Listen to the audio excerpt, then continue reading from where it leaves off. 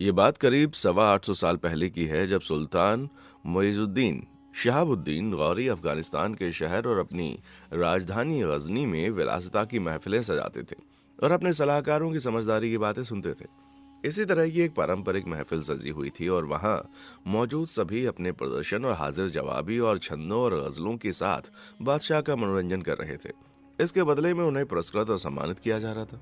उस रात सुल्तान गौरी अपने दरबारियों और अपने गुलामों को उपहार, जवाहरात और सोने चांदी से मालामाल कर रहे थे।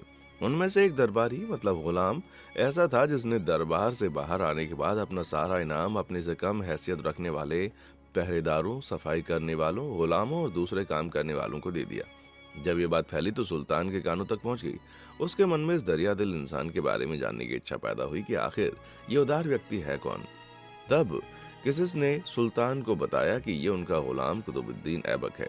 और इस साम्राज्य के इतिहासकार मिनहाज उल सिराज ने भी इस घटना का जिक्र अपनी किताब तबकात-ए-नासिरी में किया है। उन्होंने न केवल ऐबक का दौर देखा बल्कि उनके बाद सुल्तान शमसुद्दीन, इल्तुतमिश और गयासुद्दीन बलबन का भी दौर देखा। वो लिखते हैं, मोहम्मद गौरी को ऐबक की उदारता ने बहुत प्रभावित किया और उन्होंने ऐबक को अपने करीबियों में शामिल कर लिया। उन्हें सिंहासन और दरबार के महत्वपूर्ण कार्य सौंपे जाने लगे, यहाँ तक कि वो साम्राज्य के बड़े सरदार बन गए। उन्होंने अपनी प्रतिभा से इतनी तरक्की कर ली कि उन्हें अमीर आखोर बना दिया गया। अमीर आखोर उस समय शाही अस्तबल के दरोगा का पद होता था और इसकी बहुत अहमियत होती थी। इंसाइक्लोपीडिया ऑफ इस्लाम में इसे 1000 का सरदार कहा गया है, जिसके अधीन 3 सरदार होते थे जिन्हें 40 का सरदार कहा जाता था। दोस्तों, आज इस वीडियो में हम उस कुतुबुद्दीन ऐबक या उस मुस्लिम शासक की बात कर रहे हैं जिन्होंने भारत में एक ऐसी सल्तनत स्थापित की जिस पर अगले 600 वर्षों तक यानी कि 1857 की गदर तक मुस्लिम शासक शासन करते रहे। उन्होंने गुलाम सल्तनत या गुलाम वंश का संस्थापक उनको कहा गया, लेकिन जवाहरलाल नेहरू यूनिवर्सिटी में मध्यकालीन इतिहास के इतिहासकार प्रोफेसर नजफ हैदर का कहना है कि उन्हें या उनके बाद के बादशाहों को गुलाम बादशाह नहीं कहा जा सकता, उन्हें तुर्क या ममलूक कहा जा सकता है। जिन लोगों ने फिल्म रजिया सुल्तान, बाहुबली या तुर्की ड्रामा सीरियल अर्तुगरुल गाजी देखा है, उनके लिए गुलामों की स्थिति और महत्व को समझना आसान होगा। रजिया सुल्ताना में रजिया का गार्ड याकूत एक हबशी गुलाम है जो अपने बलिदान से रानी के दिल में जगह बना लेता है, जबकि बाहुबली में कटप्पा गुलामी के कर्तव्य की वजह से राजकुमार को मारने से भी नहीं हिचकिचाता। नजफ हैदर बताते हैं, ऐसा कहा जाता है कि मोहम्मद गौरी से जब किसी ने पूछा कि आपकी तो कोई पुरुष संतान नहीं है जिनकी वजह से आने वाले समय में आपको याद रखा जाए, तो उन्होंने कहा कि मेरे पास बहुत सारी पुरुष संतान है और वो मेरे नाम को बाकी रखने के लिए काफी हैं। दोस्तों, कुतुबुद्दीन ऐबक का संबंध तुर्की के ऐबक कबीले से था और बचपन से ही वो अपने परिवार से अलग हो गए और गुलाम बाजार में बेचने के लिए उन्हें नेशापुर लाया गया था। एक शिक्षित व्यक्ति काजी फखरुद्दीन अब्दुल अजीज कूफी ने उन्हें खरीदा और उनके साथ अपने बेटे की तरह व्यवहार किया और उनकी शिक्षा और सैन्य प्रशिक्षण की उचित देखभाल की। इतिहास के प्रसिद्ध किताब तबकात-नासिरी में मिनहाज उल सिराज ने लिखा है कि ऐबक के नए अभिभावक काजी फखरुद्दीन अब्दुल अजीज कोई और नहीं बल्कि इमाम अबू हनीफा के वंशजों में से थे और वे नेशापुर और उसके आसपास के इलाके के शासक थे। वो लिखते हैं, कुतुबुद्दीन ने काजी फखरुद्दीन के सेवा के साथ उनके बेटों की तरह कुरान की शिक्षा हासिल की और घुड़सवारी और तीरंदाजी का भी प्रशिक्षण लिया। इसलिए कुछ ही दिनों में वो माहिर हो गए और उनकी तारीफ होने लगी। ऐसा कहा जाता है कि काजी फखरुद्दीन के निधन के बाद उनके बेटों ने ऐबक को फिर से एक व्यापारी को बेच दिया जो उन्हें गजनी के बाजार में ले आया, जहां से सुल्तान मोहम्मद गौरी ने उनको खरीद लिया था। आपको बता दें, ऐबक को पहले अमीर आखोर बना दिया गया, लेकिन जब मोहम्मद गौरी ने भारत की ओर अपना अभियान शुरू किया तो ऐबक ने तराइन के दूसरे युद्ध में अपना युद्ध कौशल दिखाया, जिससे सुल्तान गौरी की जीत हुई और उन्हें 2 महत्वपूर्ण सैन्य पदों कहारम और समाना का कमांडर बना दिया गया था। तराइन के पहले युद्ध में मोहम्मद गौरी की हार हुई, लेकिन दूसरा युद्ध कई मायनों में निर्णायक रहा था। कहा जाता है कि इसमें चाहमान यानी राजपूत राजा पृथ्वीराज चौहान की हार हुई। पहली हार के 1 साल बाद गौरी 1 लाख से अधिक अफगानों, ताजिकों और तुर्की को एक बड़ी सेना के साथ मुल्तान और लाहौर के रास्ते तराइन, जो अब दिल्ली से सटे हरियाणा का हिस्सा है, वहां पहुंचा।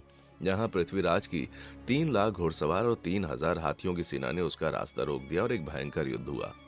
अलीगढ़ मुस्लिम यूनिवर्सिटी के पूर्व प्रसिद्ध प्रोफेसर और इतिहासकार मोहम्मद हबीब और खलीक अहमद निज़ामी ने अपनी किताब a comprehensive history of India में लिखा है कि इस संख्या में अतिशयोक्ति है, क्योंकि उस दौर में किसी चीज़ के महत्व के लिए संख्या को बढ़ा चढ़ाकर दिखाने का रिवाज था। आपको बता दें, तराइन की युद्ध जो कि साल 1192 में हुआ, उसमें मोहम्मद गौरी ने रणनीति अपनाई कि उन्होंने अपनी सेना को 5 हिस्सों में विभाजित किया और उन्हें अलग अलग पोजीशन पर तैनात किया, जबकि 12,000 सैनिकों की एक सेना को युद्ध में उतारा, जिसने योजना के तहत पीछे हटना शुरू कर दिया। पृथ्वीराज की सेना ने ये सोचा कि वो जीत गया और उन्होंने सबको मारने के लिए उनका पीछा किया। लेकिन फिर 4 जगहों पर अलग अलग कमांडरों के नेतृत्व में तैनात गौरी की सेना ने पृथ्वीराज की सेना को चारों तरफ से घेर लिया और पीछे हटने वाली सेना ने भी पीछे मुड़कर लड़ना शुरू कर दिया। ऐसा कहा जाता है, पृथ्वीराज चौहान अपने हाथी से उतरकर घोड़े पर सवार हुए और युद्ध के मैदान से पीछे हट गए। मोहम्मद गौरी की विस्तारवादी रणनीति का पालन करते हुए ऐबक 1193 में अजमेर और इसके बाद 4 हिंदू राज्यों सरस्वती, समाना, कहराम और हांसी पर विजय हासिल की और फिर कन्नौज के राजा जयचंद की चंदवार में हार के बाद दिल्ली को उन्होंने जीत लिया। 1 साल के अंदर ही मोहम्मद गौरी का शासन राजस्थान से लेकर गंगा जमुना के संगम तक पहुंच गया। मोइन अहमद निजामी ने आगे कहा कि इस युद्ध से भारतीय उपमहाद्वीप में ऐबक के राजनीतिक जीवन की शुरुआत हुई और अंत में वो साल 1206 में मुइजुद्दीन गौरी की मौत के बाद दिल्ली के सिंहासन पर जा पहुंचे। इस पर सभी इतिहासकारों का एक मत है कि सुल्तान मुइजुद्दीन मोहम्मद गौरी की आकस्मिक मृत्यु के कारण वो किसी को भी अपना उत्तराधिकारी नियुक्त नहीं कर सके थे, इसलिए उनके जीवन में उनका जो गुलाम जहां जिस सर्वोच्च पद पर तैनात था वो वहां का शासक बन गया। लेकिन ऐबक ने अपनी चतुराई और राजनीतिक रणनीति का इस्तेमाल करते हुए वास्तविक उत्तराधिकारी का पद हासिल करने में सफल हुआ। रहमा जावेद का कहना है कि उनका एक चौथा गुलाम बख्तियार खिलजी था, जो कि इस रस्साकसी में शामिल नहीं हुआ और वो बिहार और बंगाल की तरफ चला गया और खुद को वहां का शासक घोषित कर दिया। ऐबक दूसरों पर हावी हो गया और 25 जून 1206 को लाहौर के किले में उनकी ताजपोशी हुई, लेकिन उन्होंने सुल्तान की उपाधि नहीं अपनाई और ना ही अपने नाम से कोई सिक्का जारी किया और ना ही अपने नाम से कोई खुतबा पढ़वाया। ऐबक को भी मध्य युग के किसी भी अन्य मुस्लिम शासक की तरह वास्तुकला का शौक था, इसलिए उन्होंने भारत में गौरी शासनकाल की उपलब्धियों की यादगार के तौर पर साल 1199 में दिल्ली में एक मीनार का निर्माण शुरू करवाया। उन्होंने कुतुब मीनार के साथ साथ कुव्वतुल इस्लाम मस्जिद की नींव भी रखी, जबकि अजमेर की विजय के बाद उन्होंने एक मस्जिद का निर्माण कराया, जिसे 2.5 दिन का झोपड़ा कहा जाता है। इसे उत्तर भारत में बनी पहली मस्जिद कहा जाता है, जो आज भी मौजूद है। वास्तव में इसे जल्दबाजी में 2.5 दिन में बनाया गया था, लेकिन बाद में इस पर वर्तमान अफगानिस्तान के हेरात के रहने वाले वास्तुकार अबू बकर ने मस्जिद का नक्शा या डिजाइन तैयार किया, जिसे भारत में बना इस्लामिक वास्तुकला शैली का पहला नमूना कहा जाता है। इसी तरह कुतुबुद्दीन ने कुतुब मीनार का निर्माण कराया, जो उनके बाद शमशुद्दीन इल्तुतमिश के समय में बनकर तैयार हुई थी। ईंटों से निर्मित ये दुनिया की सबसे ऊंची मीनार है, जिसमें 5 मंजिलें हैं और उस पर कुरान की आयतें खुदी हुई हैं। उसी समय ऐबक ने कुव्वतुल इस्लाम मस्जिद का निर्माण कराया, जिसके अवशेष अभी भी कुतुब मीनार के आसपास देखे जा सकते हैं। साल 1208 और 9 में सुल्तान बनने के बाद ऐबक ने अपना ज्यादा समय लाहौर में बताया। बरसात के मौसम के बाद जब हल्की सर्दी आई तो वो अपने बहादुर योद्धाओं और सेनापतियों के साथ पोलो खेल रहे थे। तभी घोड़े की काठी टूट गई और वो जमीन पर गिर गए। घोड़ा उस पर आ गिरा। काठी के सामने का उठा हुआ हिस्सा कुतुबुद्दीन की छाती में घुस गया और उनकी मृत्यु हो गई। कुतुबुद्दीन को लाहौर में दफनाया गया और उस समय बीतने के साथ उनका मकबरा अभी भी लाहौर में मौजूद है, जहाँ हर साल उर्स मनाया जाता है।